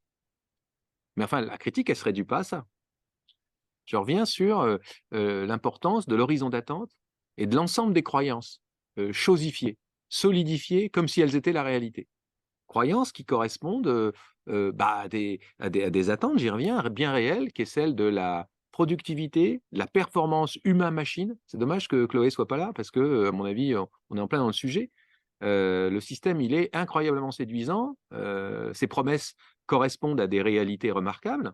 Vu la qualité de la vitesse de calcul, le volume des données, enfin voilà, donc de toute façon, ces croyances ne peuvent être que chosifiées comme si elles étaient la réalité même. Ce qu'on n'a pas le droit d'appeler l'intelligence artificielle et notre destin. Voilà ce qu'on nous dit. Alors, du coup, ça implique, moi qui suis un peu arendtien à mes heures, ça implique une redéfinition de l'action équipée, outillée. Ce qu'a pas fait Arendt, hein. Elle a été incapable de penser l'action dans ses modalités concrètes, victime de son heideggerianisme et de son idéalisme. C'est pour ça que je m'intéresse beaucoup à la post-phénoménologie. Des gens qui disent on peut faire monde, l'humain fait monde avec les outils. Alors, à partir de là, il faut repenser l'action. Il n'en demeure pas moins que c'est le statut de l'informatique augmentée, de l'information améliorée, pour garder l'IA, hein, voilà, qui fait système, qui est intéressant. Donc, peut-être on peut refaire le même exposé, on peut garder le même papier, en se permettant au début, en disant, par commodité, je vais appeler IA le travail des algorithmes, mais il faudrait l'appeler autrement, en effet, parce que ne croyez pas que moi-même, l'auteur du papier, enfin vous-même, Eugène, je fantasme sur, parce qu'on nous dit ça, oui, fantasmer sur un truc qui n'existe pas. Et Dakota nous le rappelle. Oui. Voilà, et donc soyons vigilants, soyez vigilants là-dessus, soyons vigilants là-dessus. Nous, vous l'avez dit d'ailleurs au début, en fait, nous parlons d'IA parce que tout le monde en parle. Et alors, j'ajouterai une chose, de toute façon, ces précautions sont très importantes, mais elles sont aussi superflues, dans la mesure où, enfin bon, Agnès n'a pas parlé, mais on a une spécialiste de marketing, le marketing ne parle que de ça. Et il est efficace. Parce que la qualification d'une intelligence artificielle, alors tout ce que vous avez dit, tellement proche de nous, tellement différente, à la fois plus puissante et moins habile dans les habiletés sociales ordinaires, eh bien, en fait que du coup, non seulement dans l'activité, par exemple, industrielle, mais dans l'activité où il y a de l'usager, on parlait d'Illich tout à l'heure, il y a quelqu'un qui va s'approprier quelque chose, il va l'acheter. Ce que le marketing est intéressant parce que pour moi, il concerne quelque chose qui concerne le consentement à l'achat. Le consentement à l'achat, moi, des collègues avec qui je travaille, donc, notamment Agnès, des gens m'ont convaincu comme ça que ce consentement à l'achat était quelque chose d'assez fondamental. Ce qui fait que, évidemment, vous allez hurler, camarades philosophes, mais pour moi, le marketing, c'est la version pratique, appliquée et c'est à l'ennemi de l'anthropologie. C'est-à-dire, ces gens ont très bien compris comment fonctionne quelque chose de capital, qui est la manière dont on va prendre sur ses ressources, son avoir, donc des choses finalement précieuses pour l'humain, pour investir éventuellement dans quelque chose qui ne sert à rien. C'est le génie du marketing, et avec les forces collaboratives des différents designs. Dans le processus de l'innovation, tout ce que vous avez dit, Eugène, est parfaitement vrai, et ce qu'on nous vend, c'est bien du mythe, le mot est employé plusieurs fois, de l'intelligence artificielle, de toute façon. Quand bien même la chose n'existe pas sur le plan, disons, de la technique, de la conception, elle est bien vendue, et le fait qu'elle soit bien vendue, c'est qu'elle a une forme de réalité. Là encore, la beauté du travail que vous faites, c'est de dire, mais de quoi on parle exactement? Qu'est-ce que le réel? Le réel est une partie il y a des fantasmes dans le réel, ils fonctionnent. Ces fantasmes, au fantasme peut-être est à réintroduire. Il y a du fantasme. Alors, ce fantasme, il est Il faudrait voir s'il y a des anthropologues qui ont parlé des fantasmes comme de réalité sociale. Moi, je parlais d'abstraction réelle. Oui, voilà. Alors en effet, j'ai bien aimé le réinvestissement de Lukács, qui est un auteur, en effet, qu'on peut utiliser, je pense. Voilà. C'est bien ça dont on parle. Du coup, ces fantasmes qui constituent la base d'une aliénation. Voilà. Et vous vous souvenez le mot de Spinoza? Les hommes luttent pour leur servitude comme s'il s'agissait de leur liberté.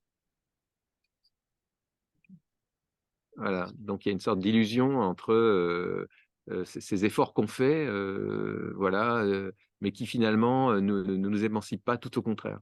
Voilà. C'était Boileau. Ah bon, Boileau, peut-être. Hein.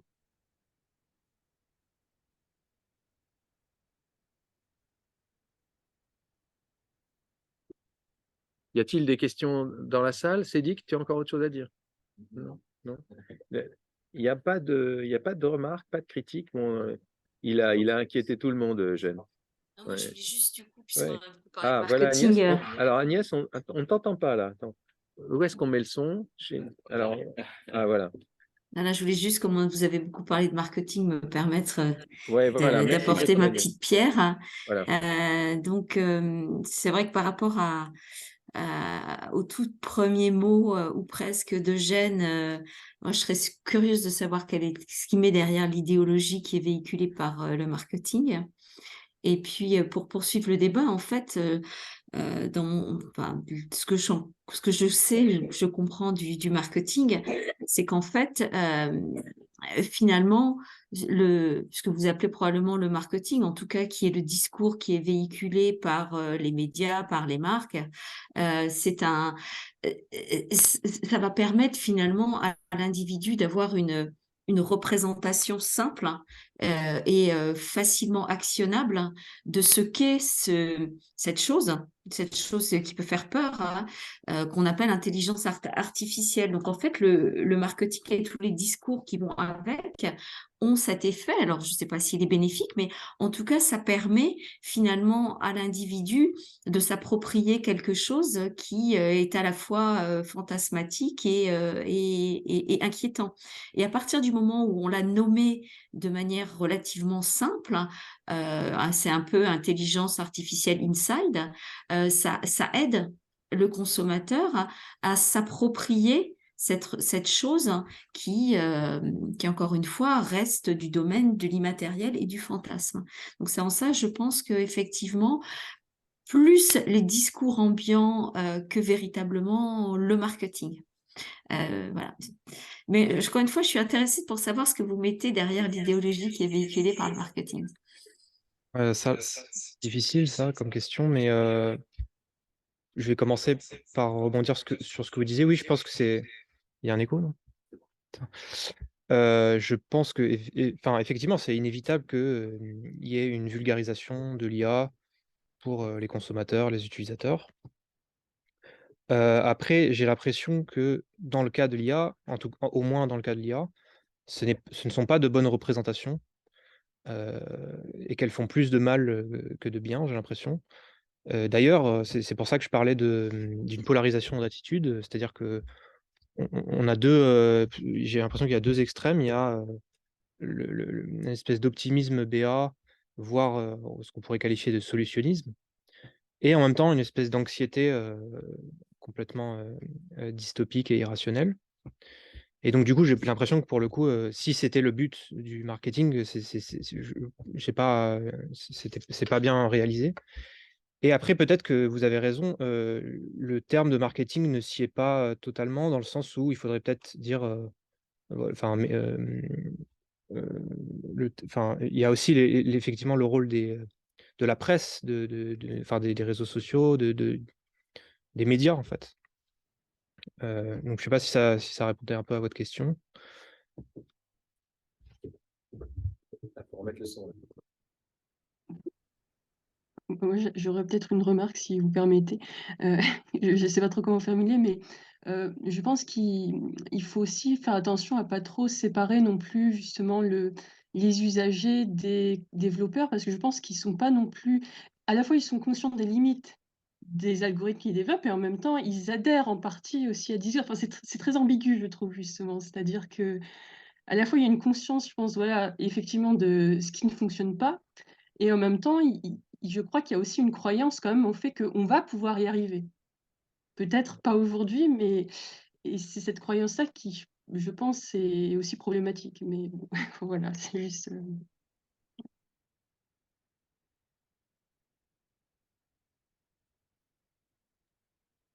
Moi, ce que je pense, c'est qu'effectivement, ces discours ambiants, quelque part, alors ils sont évidemment portés par les marques hein, qui ont besoin de vendre leurs produits, mais je pense aussi quelque part qu'ils servent, pour en revenir sur la thématique du séminaire autour de la domination et du pouvoir, hein, ils servent effectivement un certain nombre de... Alors, je suis pas assez calée parce que moi, je mène pas cette réflexion philosophique que vous avez, mais je pense que quelque part, hein, ces discours qu'on laisse diffuser, voire qu'on encourage justement autour de l'intelligence artificielle, autour de la boîte noire, autour de, de, des fantasmes qu'on évoquait hein, tout à l'heure, hein, ça sert un certain nombre d'intérêts. Et c'est la raison pour laquelle ils ne sont pas autant démentis qu'ils devraient l'être. Donc là, je pense que Thierry, tu vas rebondir et que tu peux très certainement enrichir ce que je dis de manière un peu intuitive, hein, parce que c'est pas quelque chose auquel j'ai véritablement réfléchi. Merci Agnès. Bon, en fait, moi aussi, j'ai beaucoup de questions, hein. Il me semble que l'attente, une autre source du problème complexe qu'on examine, c'est l'attente des personnes. Il n'y aurait pas de relais. Il y aurait... Ah, Agnès, tu dis quelque chose, Agnès? Ouais. Non, elle a coupé son micro. Ok. Il n'y aurait pas de relais. Je pense qu'il y aurait pas de relais aussi fort dans la presse et en termes, disons, d'annonceurs, hein, s'il n'y avait pas une attente. Cette attente, elle est diffuse. Elle correspond à quelque chose d'ancien, je crois. Enfin, d'ancien, relativement ancien. C'est-à-dire, par exemple, on pourrait. Moi, je suis sensible aux continuités dans l'histoire technique. Il y a des ruptures, hein, mais vous allez sourire, mais l'électroménager, qui a concerné, par exemple, nos parents et un peu nos grands-parents. Ça a fait naître une attente d'efficacité, mais aussi démultipliée, en termes de promesses de temps libéré, par exemple. C'est un peu la même chose qui est vendue là aujourd'hui, mutatis mutandis, comme on dit, c'est-à-dire en changeant ce qu'il faut changer. On nous vend, et d'ailleurs on n'a pas plus de temps libéré, hein, mais on nous vend vraiment quelque chose qui a à voir avec l'efficacité démultipliée, qui se confond parfois avec un rêve de puissance. Voilà. Donc, ce qui est moteur, c'est ce désir socialement construit, entretenu par ceux qui en sont les premières victimes, c'est-à-dire des personnes qui sont soumises au crédit, qui sont aliénées au crédit, par exemple. Hein, donc voilà. Alors évidemment, il y a des intérêts économiques, mais ces intérêts économiques n'existeraient pas s'il y avait la possibilité qu'ont les personnes de dire bon voilà, j'arrête, je sors de ce système. Et donc le chaînage ensuite qui aboutit à la domination. Moi, j'avoue, je ne suis pas marxiste. Je suis en revanche lecteur assidu des collègues marxistes, et tout d'abord de Marx. Il se trouve qu'en effet, il y a un système de construction, finalement, à partir des intérêts de chacun, qui se confond par ailleurs avec la libre entreprise. Tout un chacun est libre de créer une entreprise dans les cadres de ce qui est permis, qui au final aboutit à une situation qui est inquiétante avec l'IA, qui a toujours été discutable, voire contestable. Aujourd'hui, elle est devenue inquiétante, cette situation. C'est pour ça que le travail d'Eugène et ce type d'enquête-là me semble extrêmement important. Parce que jusqu'ici, on pouvait repérer ce qui se passe en termes justement de domination du fait de la création d'une plus-value, comme le disent très bien les marxistes. Hein, moi, là-dessus, ils sont bien supérieurs à ce que je peux dire. D'un autre côté, dans le système de l'innovation, il y a une attente du consommateur. Alors, comment la travailler? Peut-être montrer les zones d'exploitation réelle, comme le fait Casili, montrer les zones de perte de contrôle, comme je suggérais qu'il faut le faire, pour indiquer que ces outils-là, non seulement sont discutables et contestables, mais qui sont carrément inquiétants. Peut-être que la main est perdue si on continue comme ça.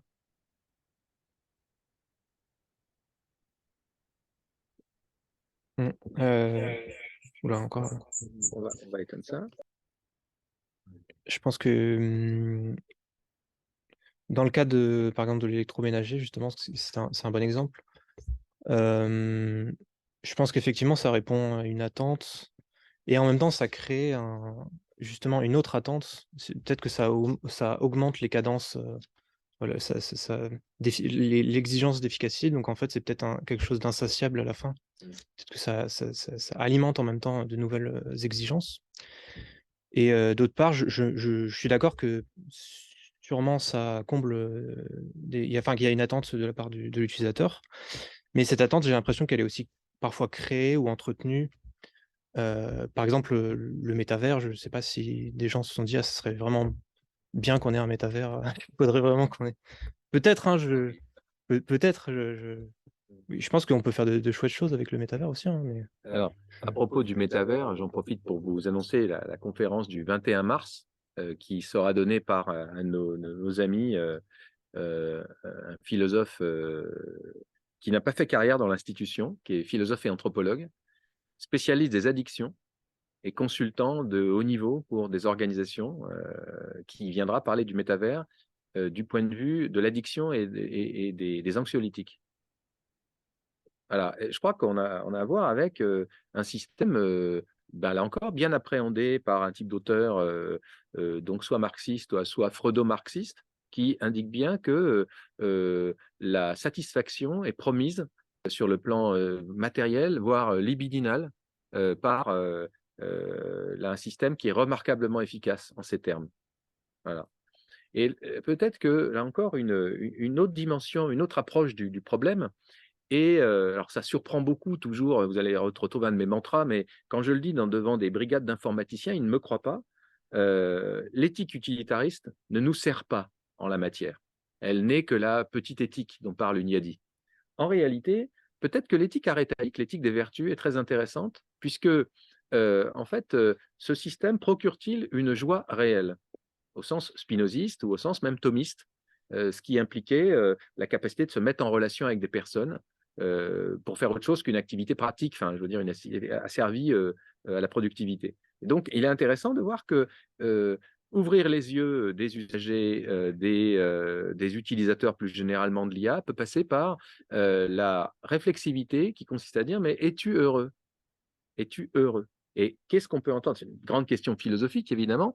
Les philosophes se sont toujours employés, depuis la plus haute antiquité, à faire prendre conscience à l'humain de ses propres aspirations et à distinguer, vous me voyez venir, désir et besoin.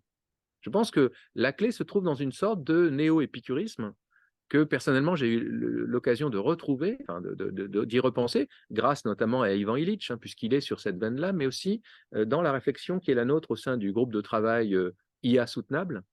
Finalement, la sobriété et même finalement la frugalité, selon que l'un et l'autre terme concernent soit le système technique, soit les usages du système technique, frugalité et sobriété nous permettent de retrouver une forme d'autonomie par rapport aux attentes qu'on a déjà vis-à-vis du système. Si tu attends moins du système, tu seras moins évidemment dépendant de lui. Donc c'est une éthique arétaïque un peu remusclée et sortie des vieux placards où elle traîne, appliquée au système technique, qui permet peut-être d'avoir une autre arme, me semble-t-il. En tout cas, vous me voyez aussi de plus en plus affirmer l'idée que ce qu'il faut critiquer dans l'utilitarisme, c'est moins le conséquentialisme, qui est une bonne manière de déterminer des avantages et des inconvénients. Mais au sein d'un système, c'est ça le problème. C'est moins ça, finalement, malgré les limites du conséquentialisme, que la revendication du minimalisme moral. On ne peut pas se contenter d'un minimalisme moral, vu les questions qu'adresse ce système technique à tous les niveaux où on peut l'observer. Alors, j'entends par minimalisme moral ce qui s'est défini par minimalisme moral à partir, par exemple, des travaux de Ruven Augien, avec qui je discute beaucoup, je ne suis pas d'accord avec lui, mais je discute beaucoup, c'est la dénonciation du maximalisme moral, terme qu'aucune personne maximaliste, selon le minimalisme, n'a jamais revendiqué. Le maximalisme moral est une critique adressée par le minimalisme. Et on entend par maximalisme, selon les minimalistes, le fait de prendre position, donc si vous les suivez de manière inconsidérée, sur le choix d'une vie bonne. sur des valeurs partagées. Donc, ce que le minimalisme critique, c'est clairement la dimension politique de la recherche sur l'éthique de l'IA. C'est-à-dire, qu'est-ce qui peut valoir pour une communauté en tant que le plus de personnes possible, malgré les différentes positions, les différentes opinions, pourrait valoir pour ces gens. Voilà, donc il me semble encore que on a une autre entrée qui permettrait de faire quand même une authentique approche en termes d'évaluation éthique du système qui passe par la critique fine, appropriée au système sociotechnique, mais qui permettent aussi donc à l'humain de ne pas devenir aussi inhumain qu'il semble là. Parce que moi, après votre exposé, je me sens vraiment une vague dépendance de mon système. Louis? Oui, il y a peut-être Agnès. Ah, Agnès, oui. Qui dit que le marketing ne révèle pas de besoin latent, qui ne crée pas de besoin, mais qui répond à la question. Et oui, mais comme ils sont latents, C'est moi qui ai appuyé là. Voilà. Ok, c'est bon. comme ils sont latents, on peut pas vérifier si ce sont des besoins réels ou pas, du coup. S'ils sont latents, ils sont là. Après, des besoins réels, je ne sais pas ce que ça veut dire. Est-ce que les besoins sont là? Est-ce qu'ils sont essentialistes? Est-ce qu'il faut absolument les satisfaire? Ça, c'est autre chose. Mais en tout cas, ils sont là. Donc, c'était juste pour dire que le marketing ne crée pas de besoins, il révèle des besoins qui existent. Donc, maintenant, effectivement, peut-être que le fait de leur apporter une satisfaction immédiate fait qu'ils deviennent peut-être plus saillants que ce qu'ils auraient été s'il n'y avait pas effectivement une offre permettant de les satisfaire. Et je vous rejoins tout à fait sur le métaverse. Pour moi, ça ne sert à rien, si ce n'est à créer des addictions. C'est totalement inutile. Enfin, je vois aucun domaine, même éducationnel, où on nous le vend aujourd'hui. Enfin, je vois aucun domaine dans lequel ça apporte quelque chose de plus et que ça permette de satisfaire des besoins, enfin, je dirais, qui sont importants. Je ne sais pas les besoins essentiels. Donc voilà, j'en rediscuterai très volontiers le 21 mars avec votre invité.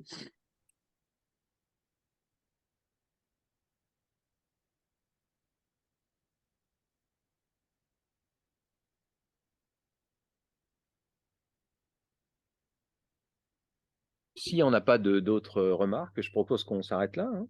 Je pense que, en fait, l'effet qu'on ressent, on l'a rarement ressenti là. Enfin, tu vois, c'est quelque chose de quand même de. D'abord, moi, je connaissais le texte hein, déjà, mais la pensée est vraiment substantielle. C'est impressionnant déjà. Hein, c'est bien. Hein. Voilà, vraiment. Hein. Donc moi, je suis comme toujours quand il y a un travail qui est plus ou moins sous ma responsabilité. Je suis, c'est vrai pour tous les trois là. Hein, donc je suis curieux de voir que ça va donner dans un temps court, bien sûr, la thèse, mais dans un temps plus long. Tellement dans les trois cas, bon là on vous a entendu vous, Agène, hein, le sillon il est creusé profondément. Quand vous aurez un âge respectable en philosophie, je me demande ce que ça va donner. Voilà, je suis vraiment curieux. Bon, alors évidemment, cet âge respectable me condamne d'emblée à ne pas pouvoir être là, mais on verra. Ah, je rappelle que Platon expliquait très sérieusement hein, qu'on n'est pas philosophe avant 50 ans. Hein. Voilà. Donc, ramener à l'échelle de la vie dans l'Antiquité, ça fait être plus âgé encore. Donc, bon. Donc, toujours est-il que là, moi, je suis intéressé à vraiment avoir la suite parce que ce que je vois, c'est le travail personnel qui consiste à ne pas, enfin, à emprunter ce qu'il faut emprunter, mais à repenser l'ensemble dans une perspective personnelle et au vu de problèmes en partie connus, mais aussi en grande partie nouveaux, avec peu d'aide de la part des principaux intéressés. C'est ça qui est décevant. Enfin, moi, je trouve, je m'exprime là-dessus un peu naïvement, mais c'est un peu décevant que nous n'ayons pas plus d'informaticiens avec nous. Je sais que ça intéresse les collègues de MIAI, ce que nous faisons. Malheureusement, ils ne sont pas assez présents. Parce que là, j'aurais vraiment aimé avoir le point de vue qu'a commencé à évoquer, que vous avez commencé à évoquer Louis et Dakota, le point de vue des concepteurs. Voilà, sur ce genre de choses. Enfin, vous leur adressez quand même une image quand même qui est donc on pourrait dire qu'elle est peu flatteuse quand même. Voilà, et donc c'est intéressant, je pense, malgré tout. Voilà, donc ça, c'est un peu décevant, mais on va continuer nos efforts. Et dans l'idée que ces efforts, ils servent à, disons, c'est bien le moins qu'on peut attendre de la philosophie, à éclairer les acteurs sur ce qu'ils font, quoi. Cette réflexivité, lucidité, cette attention à la portée de ce qu'on fait, je crois que c'est ce qui caractérise le travail qu'on essaie de tous de faire dans la chaîne. Je Oui, profite peut-être, Thierry, pour dire que moi, je suis en fait coordinatrice d'un axe de recherche dans le PEPR Ensemble de l'UGA, enfin, dont l'UGA est porteur avec 3 autres. Je ne sais pas si tu en as entendu parler, si les personnes ici en ont entendu parler. non, Donc, vas-y. donc le PEPR Ensemble, en fait, c'est un PEPR autour de donc un projet exploratoire financé par l'ANR, c'est un gros machin, autour de la collaboration. Et il y a un sous-axe, donc qui est le sous-axe 3, que je co-dirige avec 2 autres personnes, une personne de l'IMT et une personne du CNRS, autour de la collaboration humain-système intelligent. On est pas mal là par rapport à ce qu'on a discuté.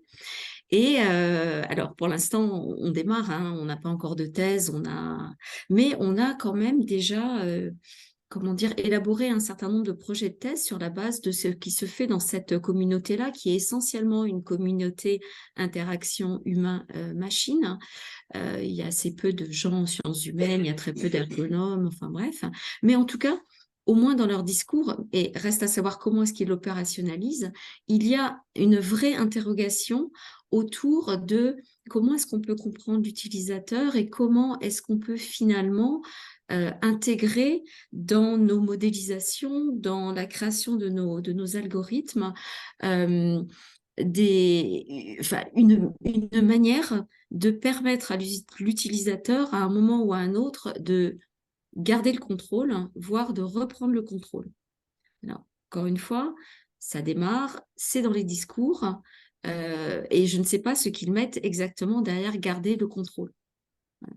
Donc, tout ça pour dire qu'il y a au moins le vocabulaire, mais je ne suis pas sûre qu'on parle de la même chose.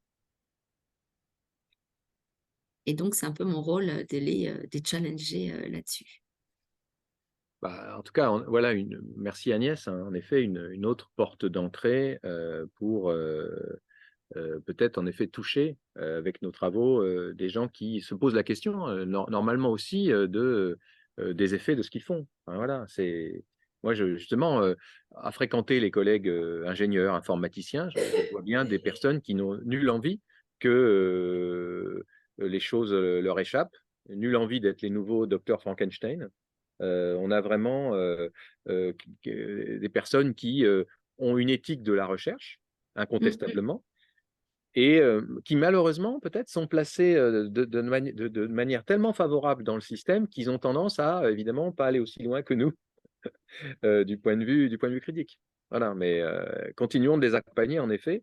Et je crois qu'Agnès, tu fais vraiment partie, comme on essaie de le faire nous aussi, de ces collègues des SHS qui ne ferment pas les yeux sur les nouvelles réalités techniques, mais qui au contraire essaient de les humaniser, de les rendre, disons, plus compatibles avec un système réflexif où on a la main sur ce qu'on fait. Voilà, donc je pense que c'est bien. Voilà. Donc, effectivement, Merci. ils sont assez sensibles à ces questions d'autorité, d'agence, voilà. Enfin, des mots qu'on utilise nous, mais encore une fois, je ne sais pas ce qu'ils mettent exactement derrière. Ouais, il va falloir faire de la diplomatie, traduire. Ok, voilà, mais c'est ce qu'on, les gens qui, comme toi et moi, sont placés, puis les jeunes qui sont ici placés dans ce type de débat, essaient de faire aussi, quoi, de se faire comprendre sans agression, quoi, parce que les gens sont vite agressés aussi. Il faut faire attention à ça, voilà, je crois.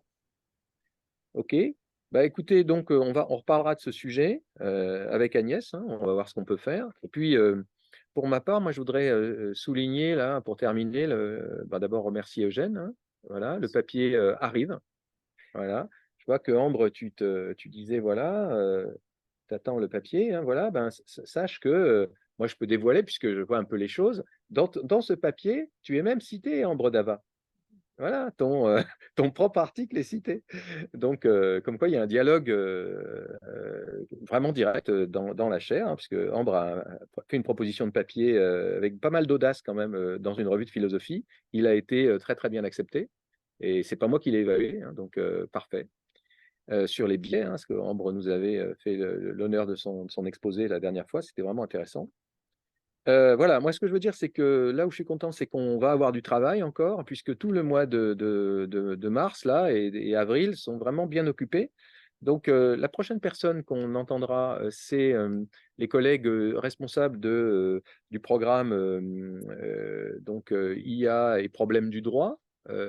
On a eu l'affiche ce matin même, hier soir. c'est quelqu'un qui s'appelle Bertrand Cassard, qui va nous apporter quelque chose qu'on n'a pas eu jusqu'à maintenant, c'est-à-dire une réflexion sur ce que l'éthique de l'IA a à voir avec ce qu'attendent les entreprises. Alors, ce monsieur Cassard, il est invité par Sophie, qui est avocate, spécialiste du droit du numérique, un pédigré intéressant. Ce n'est pas un enseignant-chercheur, c'est quelqu'un qui a une position dans l'institution et la régulation de l'IA. Alors, ça va être intéressant, hein, il est associé à des entreprises qui ont elles-mêmes une relation avec l'institution, comme La Poste. Donc, c'est particulièrement intéressant pour nous, puisqu'on va avoir un exposé qu'on n'a jamais eu, donc finalement par un expert réflexif au meilleur niveau, et qui se pose lui-même des questions sur l'éthique de l'IA. Et je suis content parce que c'est Sophie, qui n'est pas enseignante-chercheuse, qui nous l'amène. Et donc, on a un type exactement le genre d'intervention qu'on ne faisait pas encore et qui peut nous intéresser. Et ensuite, donc ça sera le 3 mars. Ensuite, nous écouterons ma voisine dans cette pièce, à savoir Dakota, qui nous parlera vraiment d'un de ces sujets, parmi tant d'autres, à savoir la réalité virtuelle et la manière dont la phénoménologie et la post-phénoménologie sont en capacité d'en rendre compte à partir de la question de corps, d'incorporation, etc. On ne sera pas moins de 3 répondants. Voilà. Moi-même pour les cours en philosophie que vient de mentionner, Cédric pour l'utilisation de la réalité virtuelle dans les jeux vidéo, et Fabienne pour la question de la perception, de l'exploration corporelle. Voilà, donc Dakota, elle a une pression d'enfer. Voilà. Et ensuite, nous aurons le 21 mars donc Dominique Christian, ce philosophe anthropologue extraordinairement original. Je ne cherche pas à le survendre, mais vous verrez, c'est vraiment étonnant ce qu'il dit. Voilà. Et enfin, mais ce n'est pas la moindre des choses, nous commencerons une série originale qu'on est en train de travailler avec Eugène. J'ai lancé l'idée, Eugène était ravi. C'est une série, mais vraiment originale, qui s'intitule « Activisme de l'IA, du numérique et de la donnée ». Cette série Activisme va donner la parole à des gens qui ne sont pas des enseignants-chercheurs ni des chercheurs ou des chercheuses, mais des acteurs du monde de l'IA qui sont plutôt des résistants, voire certains des corsaires. Le but étant de comprendre de l'intérieur les mécanismes de pouvoir, les jeux de pouvoir, en écoutant la parole de ces personnes. Donc c'est une série particulière, puisqu'il ne s'agit pas véritablement d'une recherche académique au sens où on l'entend, mais qui va nourrir, je crois, nos angles de vue à tous. Voilà, ça, on n'avait jamais fait. On les observe, la quadrature du net, qui sont les autres. Ophélie. Oui. Coelho, Ophélie Coelho qui a travaillé à l'État Lab, du coup, qui pour le coup est point de vue d'un concepteur. Donc ça va être intéressant. Elle est aussi spécialiste en géopolitique du numérique à l'Institut Rousseau. Voilà. Ouais. Voilà, donc cette série, il va y avoir 3 ou 4 épisodes de la série là d'ici le printemps, et on va voir qu'est-ce qu'on peut faire de ça, mais on s'enrichit, vous voyez, aussi bien de la perspective des entreprises et des grands groupes que de la perspective nettement critiques. Voilà. Voilà, et ça, je crois que on fait œuvre, on va évidemment publiciser ça, on fait œuvre salutaire pour laisser s'exprimer ces voix qui, comme chacun sait, sont constitutives du monde de l'IA. Voilà, donc je pense qu'on va s'arrêter là. J'ai bien noté, Agnès, hein, tu auras l'enregistrement. Voilà. Et voilà, on va s'arrêter là et on vous salue. Donc à bientôt alors. Au revoir. Merci. Au revoir.